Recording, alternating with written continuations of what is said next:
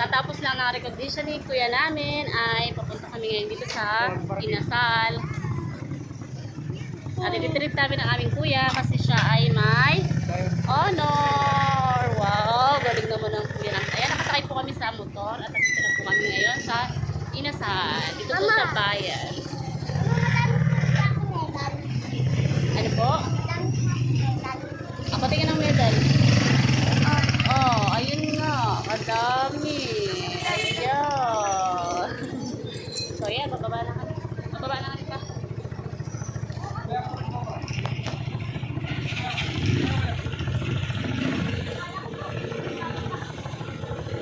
Uy, babae. Bababa ka na siya.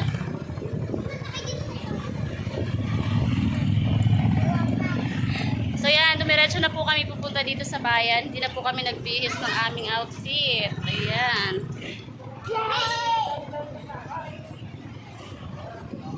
Parang punong-puno po yung Inasal ng mga nag-graduates po.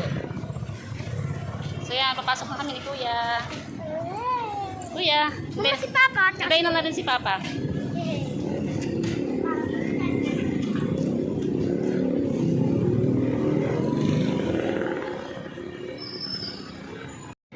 So ayun nga guys, bad news po no, kasi dahil puno po ang upuan doon sa Inasal, kami po ay maghahanap po ng ibang makakainan dahil nagugutom na po yung aking kuya.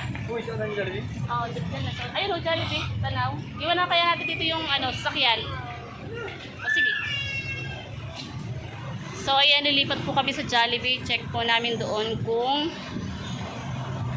may bakante pa ko. Kasi punuan po ngayon ay. Kuya, gutom ka na? Gutom ka na? Ako. Iyan, gutom na yung kuya namin kaya lilipat po kami ng Jollibee.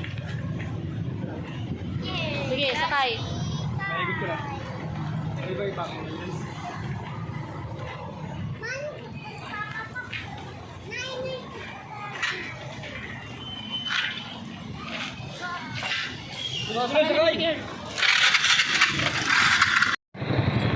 So, andito na nga po kami sa Jollibee.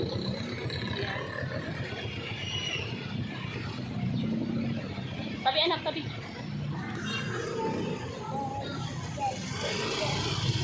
Tabi ni Ken.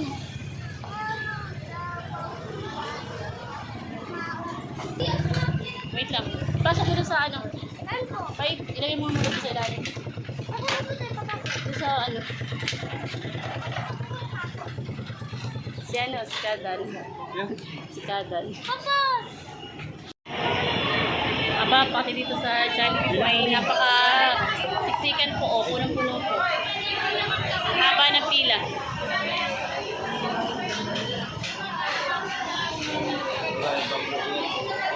Ito, ano kayo guys? 2 hours So, later. ayan. After 30 minutes po namin paghihintay, sa wakas, makakakain na rin. Kanina pa gutom na gutom yung aking mga chili.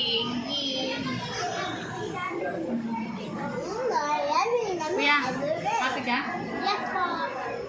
Ikaw, Kiana, happy? Yeah. Kanya lang. Happy? Yes, happy kami kasi may award ang aming kuya.